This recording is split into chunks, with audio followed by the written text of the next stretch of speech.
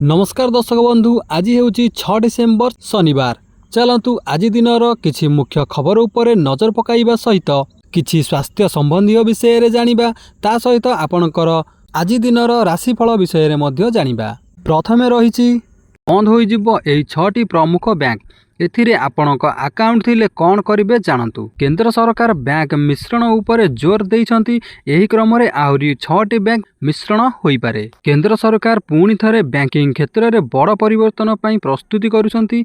Report अनुसार सरकार 6टी बड़ सरकारी बैंक को परस्पर सहित किंबा एक बड़ बैंक सहित मिश्रण करबाकू विचार करूछंती। एही आलोचना तीव्र होइछि कारण सरकार भारत में एपरी बड़ बैंक सृष्टि करने को चाहूँगी जहाँ विश्वर श्रेष्ठ 100 मध्य स्थान पाई पारिबो। तेबे बैंक मिश्रणर प्राथमिक उद्देश्य होछि आर्थिक दक्षता को सुदृढ़ करने, एनपीए ह्रास करने, डिजिटल दक्षता वृद्धि करने एवं विश्व स्तर में भारतीय बैंक गुड़िकर प्रतियोगिता मूलकता वृद्धि करने। सेहीपरि मिश्रण पई आलोचना हेउथिबा बैंक गुड़िक मध्यरे bank of India, Indian overseas bank, central bank of India, bank of Maharashtra, UCO bank एवं पंजाब एंड सिंध बैंक अंतर्भुक्त। परवर्ती खबर 2 गुणा पारिश्रमिक बढ़ाइले निर्वाचन कमिशन। बीएलओ पारिश्रमिक 6000 रु एबे 12000 टंका वृद्धि करा जाइछि। भोटर तालिका अपडेट पई अतिरिक्त 2000 टंका बढ़ा जाइछि। डबल हेला बीएलओ पारिश्रमिक को 2 गुणा वृद्धि कले निर्वाचन कमिशन। बीएलओ पारिश्रमिक 6000 टंका रु 12000 टंका को वृद्धि करा जाइछि। सेहि भली भोटर तालिका अपडेट पई मिलिबो अतिरिक्त 2000 टंका। पूर्वरु एथि पई 1000 टंका प्रदान करा जाउथिला। सेहि भली बीएलओ सुपरवाइजर को एणिकी 12000 टंका बदल रे मिलिबो 18000 टंका। सेहि भली ईआरओ बा भोटर तालिका पंजीकरण अधिकारी एवं एईआरओ को 25000 टंका लेखाएं प्रदान करा जिवो। परवर्ती खबर योग्य भूमिहीन परिवार को तुरंत घर बंटन पर जिलापाल मानक राज्य पंचायतीराज विभागर कड़ा निर्देश। बीडीओ और तहसीलदार मिलित बैठक करने को निर्देश। जिलापाल मानक राज्य पंचायतीराज विभागर कड़ा निर्देश। भूमिहीन को पक्का घर जोगाइबारे विलंब को करा जीवनी बर्दाश्त। योग्य विवेचित भूमिहीन परिवार को तुरंत घर बंटन पर निर्देश। योग्य भूमिहीन ग्रामांचल परिवार बा हिताधिकारी को प्राथमिकता भित्तिरे घर जोगाइबा पई पंचायतीराज विभागर चिठी। भूमिहीन समस्यार समाधान पई प्रति मासर प्रथम शनिवार बीडीओ एवं संपृक्त तहसीलदार सहित एक मिलित बैठक करने को निर्देश। ए पर्यंत प्रधानमंत्री आवास ग्रामीण रे 871 जन एवं पीएम जनमन रे 50 जन हिताधिकारी को घर जोगाई दिया जाई नहीं। पीएमएवाईजी रे सर्वाधिक केन्द्रापड़ा जिले में 271 जन भूमिहीन को घर मिली नथिबा बेले गंजाम रे रहिछि 171 जन। समय सीमा भितर तुरंत घर जोगाइबा पई निर्देश रहिछि। 2024 सर्वे अनुसार राज्यर 37,89,234 परिवार कच्चा घरे रहउचंती। सेति मध्यरु 2,01,011 परिवार भूमिहीन अछंती। तेणुकरी एही भूमिहीन माननकु शीघ्र घर जोगाई देबा पई पंचायतीराज तरफरु कड़ा निर्देश करा जाइछि। परवर्ती खबर सुभद्रा योजना हिताधिकारी मानक पई आसिला बड़ खुशी खबर। नुआ वर्ष रे मिलिबा पई जाउची एकाथरे 2टा किस्तीर 10,000 टंका। हाँ दर्शक बंधु, सुभद्रा योजना को नहीं खुशी खबर। विधानसभा बड़ घोषणा करिसंती उपमुख्यमंत्री प्रभाती परिडा। नुआ वर्ष रे भेटी देबे राज्य सरकार। सुभद्रा योजना रे नुआ करी जोड़ी होइथिबा महिलांक पई बड़ खबर। नुआ वर्ष रे मिलिबो 2टी सुभद्रा किस्ती। नुआ सुभद्रा हिताधिकारी अकाउंट को एका बेले आसिबो 2टा किस्तीर 10,000 टंका। एने आज विधानसभा रे घोषणा करिसंती उपमुख्यमंत्री प्रभाती परिडा। आहुरी मध्य से कहिसंती वर्तमान सुभद्रा पोर्टाल खोला जाइछि। 21 वर्ष जहाकु हेले सेमाने आपे आपे जोड़ी हेउछंती। समस्त योग्य हिताधिकारी किभଳି भाबे सुभद्रा टंका पाइबे सेथिपई आम विभाग काम करूछि बोली कहिसंती उपमुख्यमंत्री प्रभाती परिडा। आहुरी कहिसंती क्षेत्र परिदर्शन परे सुभद्रा योजना रे जोड़ी हेलेनी 17 लाख रु ऊर्ध्व नुआ महिला हिताधिकारी माने। सेमानंकु नुआ वर्ष रे मिलिबो टंका। एका बेले 2टी किस्तीर 10,000 टंका पाइबे नुआ हिताधिकारी माने।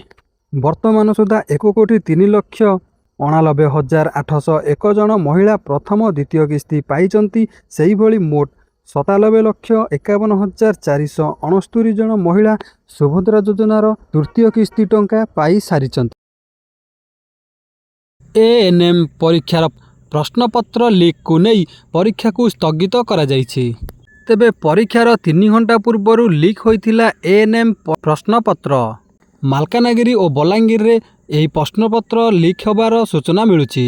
ଦିନ 2ଟାରେ ପରୀକ୍ଷା ଥିବାବେଳେ 11ଟା ବେଳେ ଲିକ୍ ହୋଇଥିଲା ପ୍ରଶ୍ନପତ୍ର, ଯାହାଫଳରେ ଦ୍ୱିତୀୟ ବର୍ଷ ବାର୍ଷିକ ପରୀକ୍ଷା ଅନିର୍ଦ୍ଦିଷ୍ଟ ସମୟ ପାଇଁ ସ୍ଥଗିତ କରାଯାଇଛି।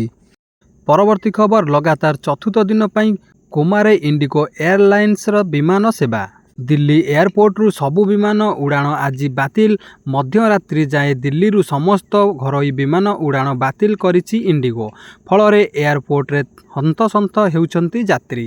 ବିମାନ ବନ୍ଦର ପରିସରରେ ସୃଷ୍ଟି ହୋଇଛି ଅସ୍ୱାଭାବିକ ପରିସ୍ଥିତି। ଯାତ୍ରୀଙ୍କ ଭିତରେ ପ୍ରବଳ ଅସନ୍ତୋଷ ଓ ଆକ୍ରୋଶ ଦେଖିବାକୁ ମିଳିଛି। ଜରୁରୀ କାମରେ ବାହାରିଥିବା ଯାତ୍ରୀ ଏୟାରପୋର୍ଟରେ ଘଣ୍ଟା ଘଣ୍ଟା ଅପେକ୍ଷା କରି ଘାଣ୍ଟି ସନ୍ତୁଳିତ ହେଉଛନ୍ତି। ପରବର୍ତ୍ତୀ ଖବର, ବିଧାନସଭା ଆଗରେ ପୁଣି ପ୍ରାଥମିକ ଶିକ୍ଷକଙ୍କ ଗର୍ଜନ। ହଜାର ହଜାର ସଂଖ୍ୟାରେ ପ୍ରାଥମିକ ଶିକ୍ଷକ ଆନ୍ଦୋଳନକୁ ଓହ୍ଲାଇଛନ୍ତି। ମହାତ୍ମା ଗାନ୍ଧୀ ମାର୍ଗରେ ହଜାର ହଜାର ଶିକ୍ଷକ ଓ ଶିକ୍ଷୟିତ୍ରୀ ଏକାଠି ହୋଇଛନ୍ତି। 2 ଦଫା ଦାବି ନେଇ ଆନ୍ଦୋଳନକୁ ଓହ୍ଲାଇଛନ୍ତି। ପ୍ରାଥମିକ ଶିକ୍ଷକମାନଙ୍କର ମୂଳ ପଦବୀକୁ ଅପଗ୍ରେଡ୍ କରି ମୂଳ ବେତନ 35,400 ଟଙ୍କା ପ୍ରଦାନ ଏବଂ ଦ୍ୱିତୀୟ ଦାବି ପ୍ରାଥମିକ ଶିକ୍ଷା ବ୍ୟବସ୍ଥାଠାରୁ ଠିକା ପ୍ରଥା ଉଚ୍ଛେଦ କରି କାର୍ଯ୍ୟରତ ସମସ୍ତ ଶିକ୍ଷକମାନଙ୍କ ଠିକା କାର୍ଯ୍ୟକାଳକୁ ମୂଳ ଚାକିରିରେ ଗଣନା ସହ ନ୍ୟାସନାଲ ଇନକ୍ରିମେଣ୍ଟ ପ୍ରଦାନ କରିବା। ରାଜ୍ୟରେ କାର୍ଯ୍ୟରତ 1,50,000ରୁ ଉର୍ଦ୍ଧ୍ୱ ପ୍ରାଥମିକ ଶିକ୍ଷକ ଶିକ୍ଷୟିତ୍ରୀ ଦୀର୍ଘ ଦିନରୁ ଏହି ଦାବି କରି ଆସୁଛନ୍ତି। ପରବର୍ତ୍ତୀ ଖବର, ନୂଆ ବର୍ଷରେ EPFO କର୍ମଚାରୀଙ୍କ ପାଇଁ ଆସିପାରେ ଖୁସି ଖବର। ବଢ଼ିପାରେ EPF ଆକାଉଣ୍ଟର ସୁଧହାର। ଆର୍ଥିକ ବର୍ଷ 2025-26 ପାଇଁ ସୁଧହାର ବୃଦ୍ଧି କରିବା ଉପରେ ଆଲୋଚନା ଆରମ୍ଭ ହୋଇଛି। ଆଶା କରାଯାଉଛି ଯେ ସରକାର ଏଥର PF କର୍ମଚାରୀଙ୍କୁ 9% ପର୍ଯ୍ୟନ୍ତ ସୁଧହାର ପ୍ରଦାନ କରିପାରନ୍ତି। ବର୍ତ୍ତମାନ 2024-25ରେ କର୍ମଚାରୀଙ୍କୁ 8.25% ସୁଧ ପ୍ରଦାନ କରାଯାଉଥିଲା। ତେଣୁ ସୁଧ ବଢ଼ିଲେ ଏହା 75% ବୃଦ୍ଧି ହେବ। ଯଦି ପ୍ରସ୍ତାବଟି ଗୃହୀତ ହୁଏ, ତେବେ ପ୍ରାୟ 7.5 କୋଟି EPF କର୍ମଚାରୀ ଏଥିରୁ ସିଧାସଳଖ ଉପକୃତ ହେବେ। ଆଉ ଅନେକ କର୍ମଚାରୀ 45,000 ଟଙ୍କା ପର୍ଯ୍ୟନ୍ତ ଅତିରିକ୍ତ ରାଶି ପାଇପାରିବେ।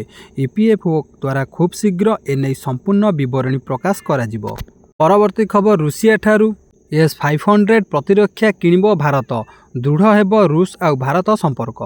ରୁଷିଆ ରାଷ୍ଟ୍ରପତି ଭ୍ଲାଦିମିର ପୁଟିନ 23ତମ ଭାରତ ରୁଷ ବାର୍ଷିକ ସମ୍ମିଳନୀ ପାଇଁ ଡିସେମ୍ବର 4, 2025ରେ ନୂଆଦିଲ୍ଲୀରେ ପହଞ୍ଚିଛନ୍ତି। ଏହି ଗସ୍ତ ସମୟରେ ରୁଷର ସର୍ବାଧିକ S-500 ପ୍ରୋମେଥିୟସ୍ ବାୟୁ ପ୍ରତିରକ୍ଷା ପ୍ରଣାଳୀର ସମ୍ଭାବ୍ୟ ଚୁକ୍ତି ଉପରେ ଆଲୋଚନା କରାଯିବାର ସୂଚନା ମିଳିଛି। S-500 ପ୍ରଣାଳୀ S-400ର ପରବର୍ତ୍ତୀ ସଂସ୍କରଣ ଅଟେ। ପରବର୍ତ୍ତୀ ଖବର, ଆସନ୍ତା ମାସରୁ ଚାଉଳ ବନ୍ଦ। ଆପଣମାନେ ଯଦି EKYC କରି ନଥିଲେ ଆସନ୍ତା ମାସରୁ ମିଳିବନି ଚାଉଳ, ସୂଚନା ଦେଲେ ଯୋଗାଣ ମନ୍ତ୍ରୀ କୃଷ୍ଣଚନ୍ଦ୍ର ପାତ୍ର। ଏବେ ବି ରାଜ୍ୟର 15,67,000 EKYC କରିନାହାନ୍ତି। EKYC କରି ନଥିବା ଲୋକ ଏବେ ମଧ୍ୟ ଚାଉଳ ପାଉଛନ୍ତି। ଏହାକୁ ଆସନ୍ତା ମାସରୁ ବନ୍ଦ କରିଦିଆଯିବ। ତେଣୁକରି ଦର୍ଶକ ବନ୍ଧୁ, ଆପଣ ଯଦି EKYC କରିନାହାନ୍ତି ତାହେଲେ ତୁରନ୍ତ ଯାଇ ଆପଣଙ୍କର EKYC କରାଇ ନିଅନ୍ତୁ। ଦର୍ଶକ ବନ୍ଧୁ, ରାସନ କାର୍ଡ଼ ହିତାଧିକାରୀ ପାଇଁ ଆଉ ଗୋଟିଏ ସୂଚନା ମଧ୍ୟ ରହିଛି।